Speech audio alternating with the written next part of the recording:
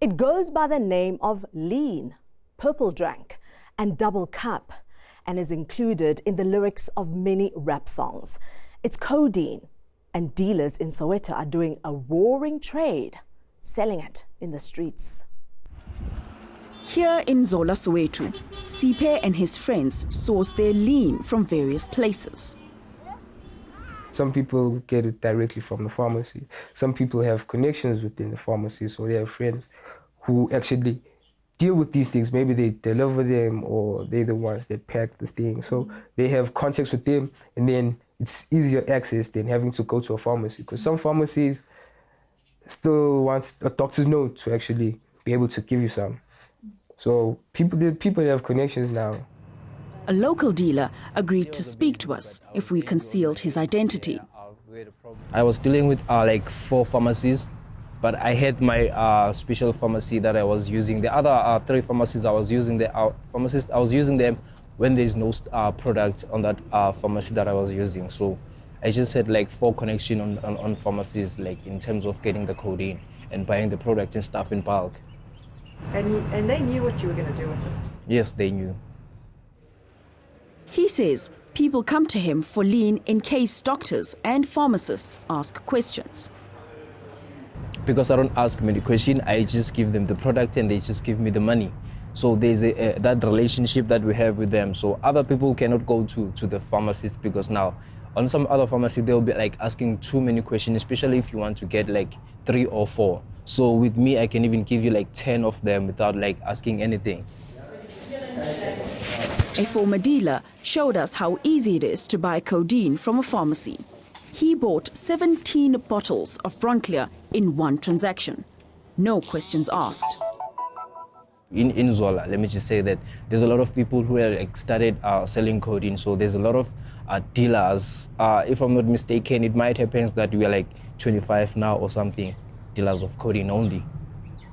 I remember one instance where I went to interview someone at a pharmacy, and they were selling multiple bottles of codeine syrup to young people who came in before they were going to a party, for example, to get high. So that does seem a problem. So I think we can't say there's, it's only one age and gender group. I think there are different problems in different sectors of the population. Professor Charles Perry conducted one of the biggest national surveys of drug usage for the Medical Research Council in 2016. He says codeine usage is rife. Instead of taking the prescribed amount of 5 ml every 5 hours, people are drinking entire 100 milliliter bottles in a day. We shouldn't ignore the problem of young people misusing codeine products, particularly the codeine which is sold in syrup form, such as Benylin cough syrups. The stats from the study are alarming.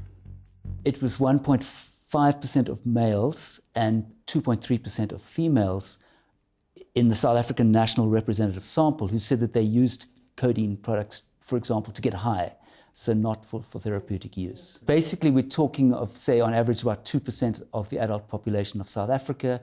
If the population of South Africa is about 60 million, we could have as many as 600,000 people in South Africa who are misusing codeine products.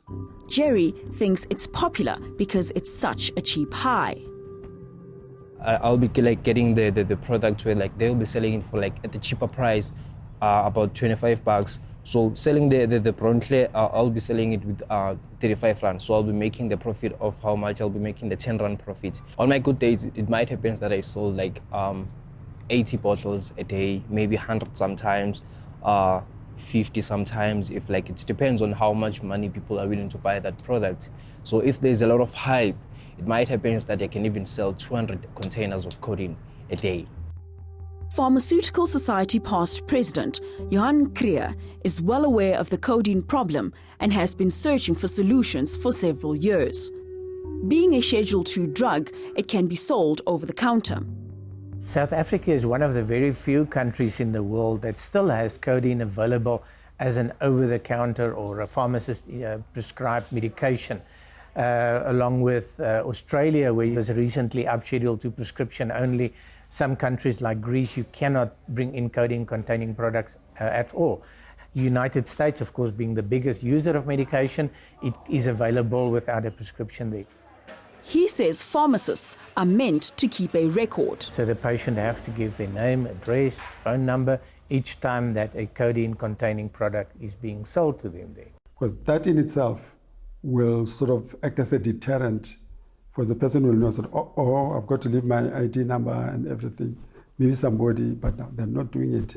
So to the people, it's just carte blanche. So now I can go and buy as much as I can and want to. Griffith Mulewa is from the Health Products Regulatory Authority. He says there are rules governing how much codeine you can sell at once. One per customer, not more than one. But unfortunately, when you look at the doctors and the pharmacists, they don't follow that rule. Here in Zola, people see little wrong with their lean addiction. It's easy to source, and dealers, like this one, sell from their homes. Was it a funeral rent? Yeah, it's a funeral rent though. Now 5 tag, still paying 35 per month. Still paying 5 tag? Sure.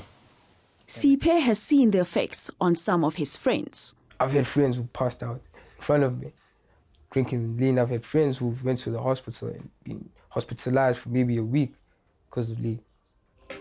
But he feels it's safe as he's only aware of one lean-related death. The only person who died in 2001. DJ Screw, he's actually the person they said he started drinking lean. He's the only person that died, and he started drinking lean back then in the 90s. I didn't think that maybe like there will be some harmful effects that will happen to somebody. If there might be, it may be like the seizure or the blackout from the codeine. There won't be any like serious like problem. In reality, codeine abuse can be serious. Long-term effects on the body is if codeine is used in excessively high dosages, it can suppress your breathing. You can actually die from that. It can also have an effect on the liver because the liver has got to detoxify that and excrete it. And if it suppresses your appetite, your body will go to waste, your immune system will go down there because you don't feel hungry there. If you take it for long periods of time, it can irritate one's gastric system and put pressure on the livers and kidneys. So I think we do need to be careful about that. And we think we can take these things with impunity. With dialysis costing around 120,000 rands per patient per year, the cost to our health system is massive. There are all sorts of side effects to codeine abuse. You are taking codeine, you are mixing it with alcohol. What do you expect? It will be just a dynamite inside one's body. When we return, reckless dispensers or helpful pharmacies. Now, why don't you come yourself to the pharmacy and come see for yourself what is happening? Okay, I'll do that. Don't bark so far.